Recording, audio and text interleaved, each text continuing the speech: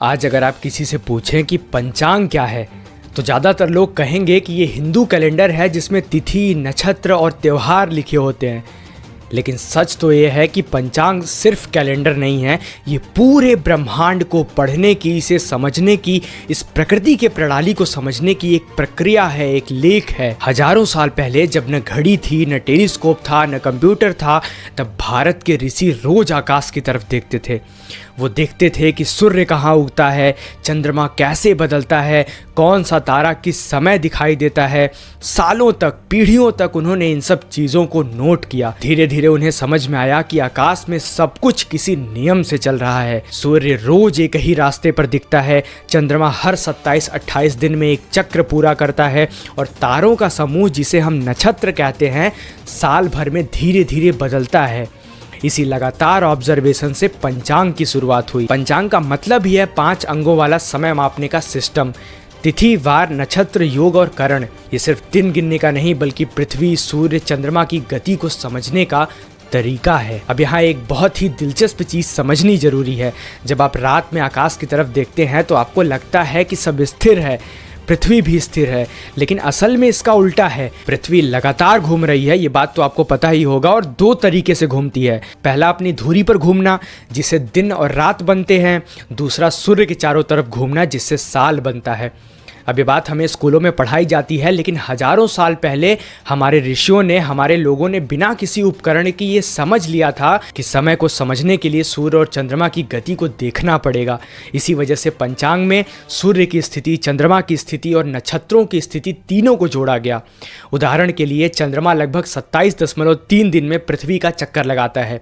इस दौरान वो 27 अलग अलग नक्षत्रों से गुजरता हुआ दिखाई देता है। इसीलिए भारतीय खगोलविदों ने आकाश को 27 नक्षत्रों में बांट दिया। अश्विनी, भरणी, कृतिका, रोहिणी, ऐसे करके 27 नक्षत्र। ये विभाजन कोई धार्मिक कल्पना नहीं था, बल्कि आकाश को मापने का एक प्रैक्टिकल तरीका था। लेकिन कहानी अभी यहाँ खत्म नहीं हुई। अगर आप कई हजार सालों तक आकाश को ऐसे ही देखते रहेंगे तो आपको एक और अजीब चीज़ दिखाई देगी। आपको लगेगा कि तारों की स्थिति बहुत धीरे बदल रही है, इतना धीरे कि एक इंसान की ज़िंदगी में लगभग दिखाई ही नहीं देता है। लेकिन कई पीढ़ियों के बाद फर्क साफ दिखने लगता है। आज साइंस बताती है कि इसका कारण है अर्थ का एक्सियल प्रिसिजन। पृथ्वी की धुरी बिल्कुल स्थिर नहीं है, वो एक लट्टू की तरह थोड़ी थोड़ी डगमगाती रहती है। जैसे आप एक लट्टू घुमाते हैं तो उसकी धुरी सीधी नहीं रहती, वो गोल गोल डगमगाती रहती है। पृथ्वी के साथ भी यही होता है। इस डगमगाने को ही प्रिसिजन कहा जाता है। एक पूरा चक्र पूरा होने में लगभग 25,772 साल लगते हैं।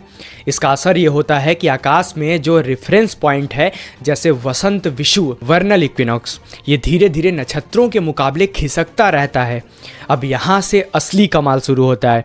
भारतीय खगोल शास्त्रियों ने हजारों साल पहले ही नोटिस कर लिया था कि ऋतुएं और नक्षत्र एक दूसरे से धीरे धीरे अलग हो रहे हैं। पहले जब वसंत आता था तो सूर्य एक खास नक्षत्र के पास होता था, लेकिन कुछ सदियों बाद वो वसंत किसी दूसरे नक्षत्र के पास दिखाई देने लगा। इसका मतलब साफ था कि रेफरेंस पॉइंट धीरे धीरे शिफ्ट हो रहा है।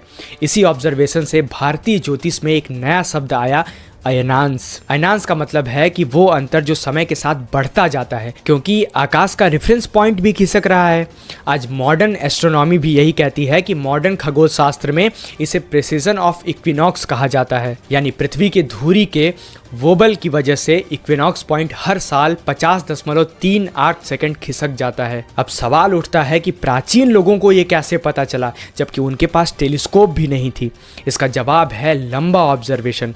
जब आप लगातार कई 100 सालों तक सूर्य और तारों की स्थिति नोट करते हैं तो आपको पैटर्न साफ दिखाई देने लगता है। हो सकता है कि भारत में ये काम कई पीढ़ियों तक चलता रहे, और हो सकता है कि सनातन के पास इतना समृद्ध ज्ञान था कि उसे ये बात पहले से ही पता थी। कारण जो भी हो, इसी कारण से एक और कारण उत्पन्न हुआ, वेदांग ज्योतिष।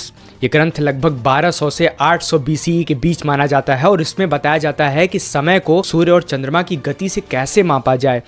बाद में जब गणित और ऑब्जर्वेशन आगे बढ़ी तो एक और बड़ा ग्रंथ बना, सूर्य सिद्धांत। इसमें ग्रहों की स्थिति, पृथ्वी की ज्योमेट्री, समय की गणना और नक्षत्रों की स्थिति को मैथमेटिकली डिस्क्राइब किया गया है। ये किताब असल में भारत की एस्ट्रोनॉमिकल टेक्स्ट बुक है। सूर्य सिद्धांत में एक बहुत ही महत्वपूर्ण बात बात कही गई है कि समय के साथ आकाशीय कोऑर्डिनेट्स बदलते रहते हैं और गणनाओं में करेक्शन करना पड़ता है। यही करेक्शन बाद में अयनांश करेक्शन के रूप में पंचांग में इस्तेमाल होने लगा।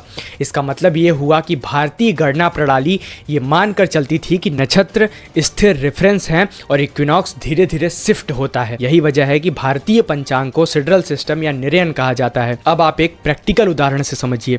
आज हम मकर संक्रांति को 14 जनवरी के आसपास मनाते हैं, लेकिन अगर आप हजारों साल पहले चले जाएं तो ये तारीख अलग थी, क्योंकि सूर्य की पोजीशन नक्षत्रों के मुकाबले धीरे धीरे शिफ्ट हो रही थी। ये प्रिसीजन का इफेक्ट है। इसका मतलब ये नहीं है कि त्यौहार गलत हो गए हैं, बल्कि इसका मतलब है कि पृथ्वी का आकाशीय रेफरेंस फ्रेम बदल रहा है। पंचांग बनाने वाले खगोलविद हर साल सूर्य और चंद्रमा की स्थिति देखकर गणना करते थे ताकि हमारा कैलेंडर सही रहे। अगर आप पूरी कहानी को सरल भाषा में समझें तो ये बात बहुत सीधी है।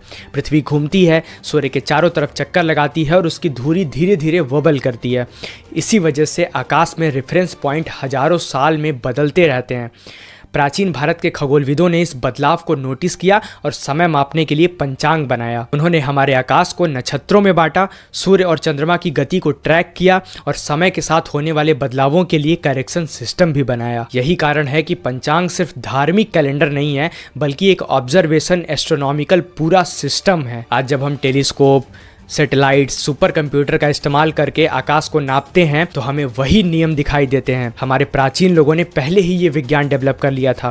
फर्क सिर्फ इतना है कि उनके पास आधुनिक उपकरण नहीं थे, लेकिन उनके पास धैर्य, ऑब्जर्वेशन, उनके पास एक अलग लेवल का मैथमेटिक्स का ज्ञान था, साइंस का ज्ञान था, विज्ञान का ज्ञान था। हमारे ऋषियों ने सालों बाद उन पैटर्न्स को पकड़ लिए जो इंसान की नज़र से छूट जाते हैं। इसलिए जब हम पंचांग की बात करते हैं तो हमें सिर्फ परंपरा की याद नहीं आती, बल्कि मानव सभ्यता के सबसे आधुनिक और वैज्ञानिक परंपराओं में से एक दिखता है। आज जो हम ग्रेगोरियन कैलेंडर यूज करते हैं वो ग्रेगोरियन कैलेंडर भी हमारे कैलेंडर का ही कॉपी है। ये एक अलग विषय है, इस पे पूरी वीडियो बनाई जा सकती है कि कैसे उन्होंने कॉपी किया, कैसे बार बार उन्होंने अपने कैलेंडर में बदलाव किया और कैसे हमारे दिनों के नाम भी उन्होंने कॉपी किए। लेकिन आप एक बार जरा कल्पना कीजिए कि अगर आपको हिंदी महीनों के सिर्फ नाम पता हो और कौन सा दिन है, कौन सा प्रथमा, द्वितीया, तृतीया, कौन सा दिन चल रहा है, अगर आपको ये पता चल जाए तो आप आकाश में चल रहे तारों की स्थिति बता सकते हैं, पृथ्वी की पोजीशन बता सकते हैं, सूर्य और चंद्रमा की भी पोजीशन बता सकते हैं। आप समझिए कि हमारे हिंदू पंचांग कितनी ज़्यादा साइंटिफिक और एक्यूरेट थे। लेकिन समस्या यह है कि आज के युवाओं को मॉडर्न नहीं बनना, आज के युवाओं को साइंटिफिक नहीं बनना, उन्हें वेस्टर्न बनना है। वेस्ट वाले जो करते हैं हम बस उसी को कॉपी करने में लगे हुए हैं। हम कभी भी अपनी चीज़ों को खोलकर नहीं देखते। ऐसी ही और भी वीडियो हम आपके लिए बनाते रहेंगे। बस आप कमेंट करके ज़रूर बताइएगा कि आपको किस विषय में जानकारी चाहिए। हर हर महादेव।